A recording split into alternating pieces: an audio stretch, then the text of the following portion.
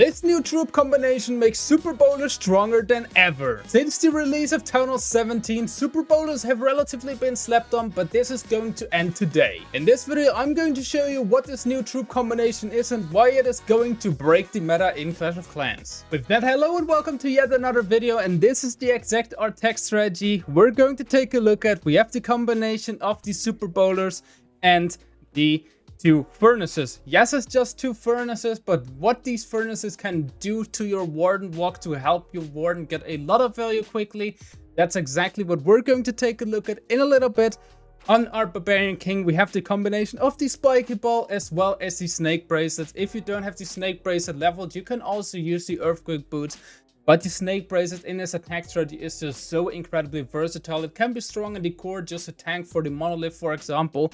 And it can also be really helpful if you send your king on the outside the funnel. Equipment combination for the Archer Queen, which is the Giant or the action figure in combination with the Magic Mirror. Instead of the action figure, you can also use the healer puppet, but I think this combination is just very incredibly strong. On the Barbarian King, we also have a relatively standard equipment of the healing tome as well as the eternal tome, and also we're still using the eternal tome even though it's going to get nerfed in a little bit, or well, reworked in a little bit.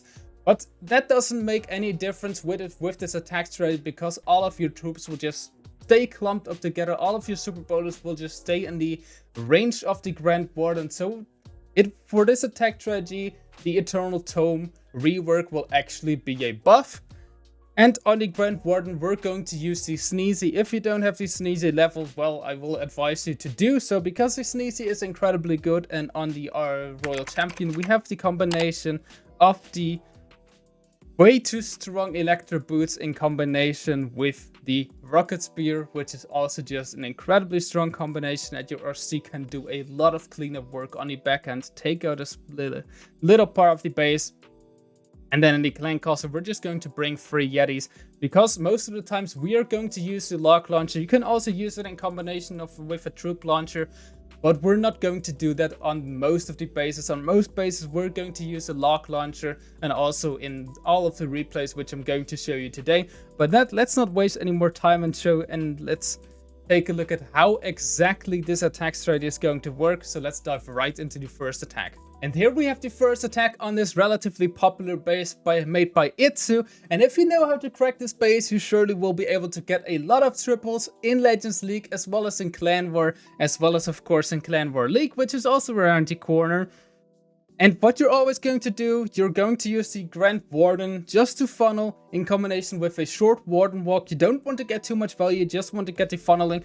And just take a look at what it's Sneezy with the boogers in combination with those fire spirits from the furnaces are doing in combination with that Grand Warden. They're just distracting all of those defenses and just doing a little bit of damage. And also those boogers are just distracting the Minion Prince, so the Minion Prince is no harm or no scary thing for our Grand Warden walk, because the Minion Prince can easily take out your Grand Warden in a Grand Warden walk. And then we're just going to send in all of our Super Bowlers in combination with the Log Launcher, the Queen as well as the Barbarian King, and we use both of those baby dragons to counter funnel. We use our wall breaks just to get through the first layers, and then our Log Launcher will open up to the core in combination with the Earthquake spell. You always just want to drop your Earthquake spell to damage those core buildings as well as those core walls, just so the Log Launcher goes into the middle of the base relatively quickly and takes out those walls. And then you still have a jump spell if the Log Launcher isn't able to open up everything, which was the case right here. And then if you're in the core of the base, those Super Bowlers are going to do a lot of work. You want to use the Grand Warden Eternal Tome relatively early on, because you don't want to lose those Super Bowlers, of course. And if you get to the core and you still have all of your Super Bowlers in the core of the base in combination with all of those healers, the healers are probably even more important than surviving Super Bowlers, because those healers can also do a lot of work on your heroes. And then the Royal Champion in combination with this few cleanup wizards is easily able to take out the rest of the base. You just have to watch out that the Royal Champion is not stepping into any major damage areas. You have the Rocket Spear, of course, so you want to use the Rocket Spear before she takes a ton of damage, so she just outranges any of those defenses like the Ricochet Cannon on this exact base. And then you can easily overrun every single base, every single anti-2-star base. Also, if it has invest towers, we are going to take a look at that right now. But I've just absolutely fell in love with this attack strategy. It is so fun and it is also incredibly strong. But let's take a look at a few more replays. And here we have the second base with the double invest tower base. So definitely a very nasty base for Super Bowlers. And also you have 3 of the single Inferno towers. So this is probably a base where you would say at first sight, you would say, okay, Super Bowlers, I can absolutely forget getting triples here or 3 stars here. But this is not the case, and we're going to take a look at how exactly this is going to work. Exact same setup, we're going to use the Grand Warden at the bottom side, just a funnel in combination with both of those furnaces. Those furnaces are just going to help funneling as well, because they can also jump over walls. So for example, this Tesla is now not going to be a problem. Also, they are going to take out this air defense relatively easily. And then the funnel for your Super Bowlers will just be incredibly good. Baby Dragon on the top side or on the left hand side did a lot of work in combination with that Wizard. Now Ice Golems come in. Every single bit of your push comes in. Royal Champion are also being sent into the main push. There's the Earthquake spell, and the Log Launcher is just doing so much work. The Log Launcher is going to trigger both of these Invisibility Towers, so Invisibility Towers are not a problem. Now the Grand Warden Eternal Tome should come in a second. There it is. And now Jump Spell was a little bit wasted because the Log Launcher is opening everything up anyway. But still, just take a look at how these Super Bowlers are tearing everything apart. 2 of these Super Bowlers are even walking on the outside and are doing completely nothing. They're just taking out a few defense before they will get shredded by the Monolith as well as the Multi-Archer Tower. But still, you have one of these Super Bowlers as well as all of those heroes into the core of the base, and those heroes are just absolutely devastating. Still have the Queen's ability, still have the Royal Champion ability, and the Royal Champion will be able to outrange every single one of these defenses except for the Monolith, but still, she's going to do enough damage to take out the Monolith before it can do too much work. Now the Royal Champion ability comes in, and with the Spirit Fox also, she is invisible for a little bit. And also we still have a few of those Yeti Mites that come in from the Frosty, and that will actually tank the Monolith. With that, Monolith has been taken care of by the Royal Champion, and we have the second 3 stars with still a ton of our troops, or well,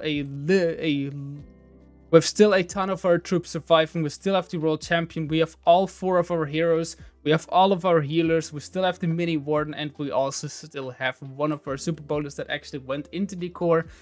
If you want to try it out yourself, the army link is of course in the description, but let's take a look at another replay because it is so incredibly fun, and just to show that it's not a fluke and this attack strategy is really, really packing a punch. And here we have the next attack once again in incredibly popular base.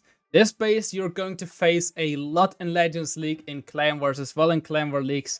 So note this attack, note this exact setup. So you will be able to crush this base every single time you're facing it in a Clan War or a Clan War League, just to make your clan incredibly proud. Once again, we have the Grand Warden from one of the corners, just a funnel. This time without the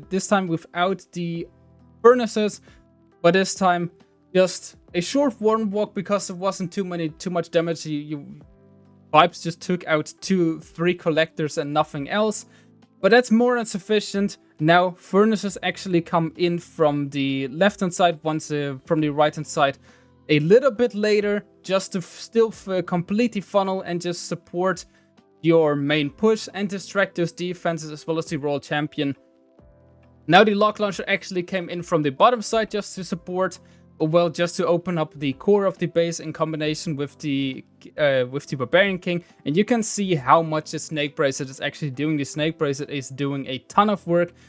Now Jump Spell comes in, so every single one of your troops comes into the core of the base. Then we have the Grand Warden's Eternal Tome just to get through all of this damage. And you can already see those Super Bowlers are able to reach absolutely everything. and your world champion is doing a lot of work, or well, Vibes' world champion is doing a lot of work. Next rage spell comes in, and after that he even has one more rage spell. And you can see this base is absolutely getting demolished. Those healers are doing a lot of work on the top side. The super bowlers are not going down. And now we have the Arctic Queen in combination with the Giant as well as the Magic Mirror with the 3 Queens rage up. Absolutely tearing up the backend compartment, making it so we get yet another triple with this attack strategy. I can only advise you to try it out if you're tired of every single Electro Boots opener with Root Riders or with Dragons. If you want to try out something new and still be incredibly successful, you should try out this attack strategy. With that, I would say see you guys soon with the next video. Until then, see ya and bye bye.